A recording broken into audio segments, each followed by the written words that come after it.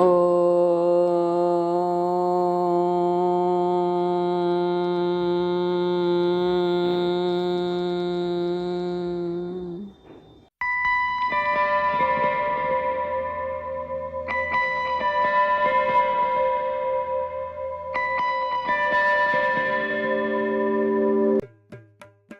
जय गुरुदेव।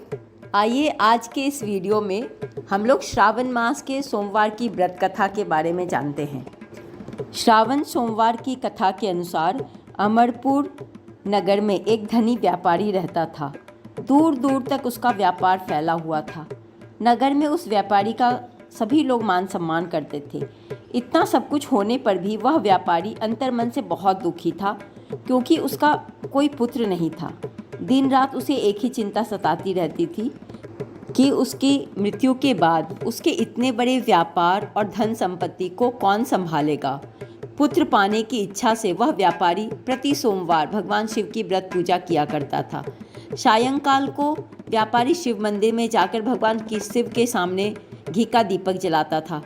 उस व्यापारी की भक्ति देखकर एक दिन पार्वती जी ने भगवान शिव से कहा, हे प्राणनाथ, यह व्यापारी आपका सच्चा भक्त है। कितने दिनों से यह सोमवार का व्रत और पूजा नियमित कर रहा है। भगवान, आप इस व्यापारी की मनोकामना अवश्य पूर्ण करें। भगवान शिव ने मुस्कुराते हुए कहा, हे पार्वती, इस संसार में सबको उसके कर्म के अनुसार फल की प्राप्ति होती है। प्राणी जैसा कर्म करते हैं उन्हें वैसा ही फल प्राप्त होता है। इसके बावजूद पार्वती जी नहीं मानी। उन्होंने आग्रह करते हुए कहा, नहीं प्राणनाथ, आपको यह व्यापारी की इच्छा पूरी करनी ही पड़ेगी। यह आपका अनन्य भक्त है। प्रति सोमवार आपका विधिवत व्रत रखता है और पूजा अर्चना के बाद आपको भोग लगाकर एक समय भोजन ग्रहण करता है। आपको इसे पुत्र प्राप्ति का वरदान देना ही होगा। पार्वती का इतना आग्रह देखकर भगवान शिव ने कहा, तुम्हारे आग्रह पर मैं इस व्यापारी को पुत्र प्राप्ति का वरदान देता हूँ, लेकिन इसका पुत्र 16 वर्ष से अधिक जीवित नहीं रहेगा। उसी रात भगवान शिव ने स्वप्न में उस व्यापारी को दर्शन देकर उसे पुत्र प्राप्ति का वरदान दिया और उसके पुत्र के 16 वर्ष तक जीवित रहने की बात भी बताई। भगवान के वरदान से व्यापारी को खुशी तो हुई, लेकिन पुत्र की अल्पायु की चिंता ने उस खुशी को नष्ट कर दिया। व्यापारी पहले की तरह सोमवार का विधिवत व्रत करता रहा। कुछ महीने पश्चात उसके घर अति सुंदर पुत्र उत्पन्न हुआ। पुत्र जन्म से व्यापारी के घर में खुशियां भर गई। बहुत धूमधाम से पुत्र जन्म का समारोह मनाया गया। व्यापारी को पुत्र जन्म की अधिक खुशी नहीं हुई, क्योंकि उसे पुत्र की अल्प आयु के रहस्य का पता था। यह रहस्य घर में किसी को नहीं मालूम था। विद्वान ब्राह्मणों ने उस पुत्र का नाम अमर रखा। जब अमर 12 वर्ष का हुआ तो शिक्षा के लिए उसे वाराणसी भेजने का निश्चय किया। व्यापारी ने अमर के मामा दीपचंद को बुलाया और कहा कि अमर को शिक्षा प्राप्त करने के लिए वाराणसी छोड़ाओ। अमर अपने मामा के साथ शिक्षा प्राप्त करने के लिए चल दिया।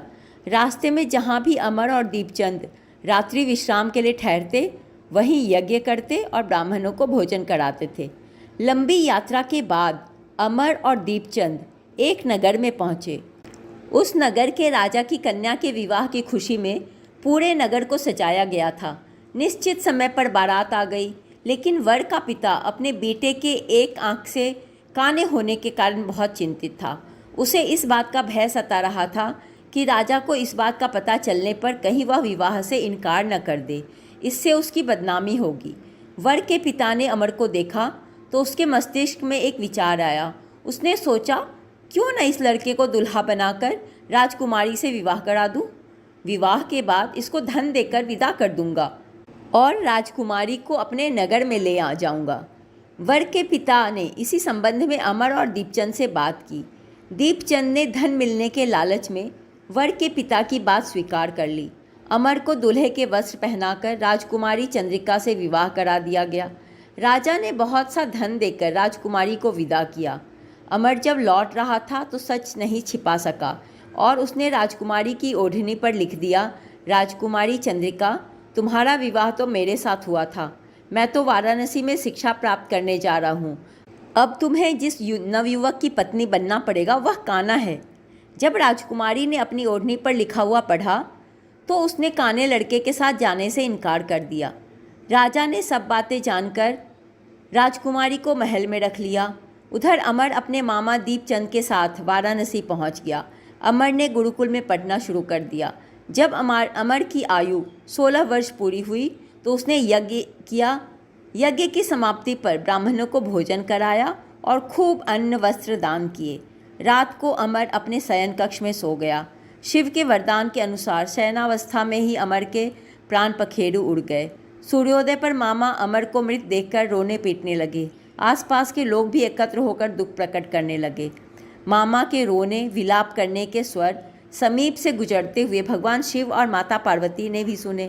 पार्वती जी ने भगवान शिव से कहा, प्राणनाथ, मुझसे इसके रोने के स्वर सहन नहीं हो रहे हैं, आप इस व्यक्ति के कष्ट अवश्य दूर करें।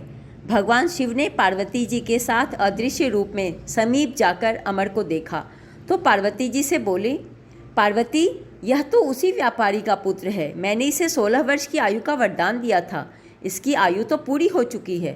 पार्वती जी ने फिर भगवान शिव से निवेदन किया, हे प्राणनाथ, आप इस लड़के को जीवित करें, नहीं तो इसके माता पिता पुत्र की मृत्यु के कारण रो रो कर अपने प्राणों का त्याग कर देंगे। इस लड़के का पिता तो आपका परम भक्त है, वर्षों से सोमवार का व्रत करते हुए आपको भोग लगा रहा है। पार्वती के आग्रह करने पर भगवान शिव ने उस लड़के को जीवित होने का वरदान दिया और कुछ ही पल में वह जीवित होकर उठ बैठा। शिक्षा समाप्त करके अमर मामा के साथ अपने नगर की ओर चल दिया। दोनों चलते हुए उसी नगर में पहुँचे जहाँ अमर का विवाह हुआ था। उस नगर में भी अमर ने यज्ञ का आयोजन किया। समीप से गुजरते हुए नगर के राजा ने यज्ञ का आयोजन देखा। राजा ने अमर को तुरंत पहचान लिया।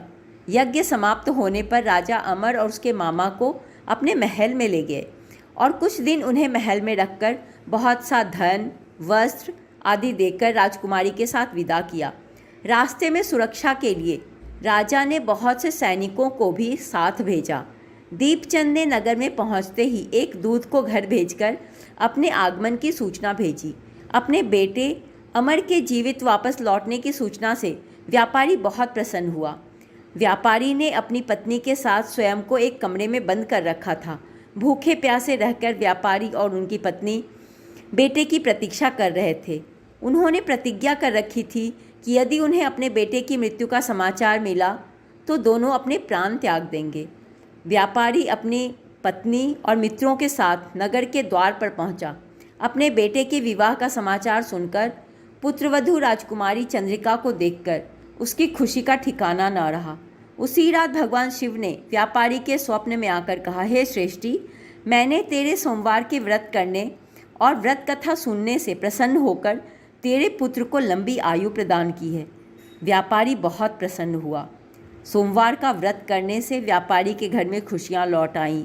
शास्त्रों में लिखा है कि जो स्त्री पुरुष सोमवार का विधि व्रत करते और व्रत कथा सुनते हैं उनकी सभी इच्छाएं पूरी होती हैं। यह थी सोमवार की व्रत कथा। धन्यवाद।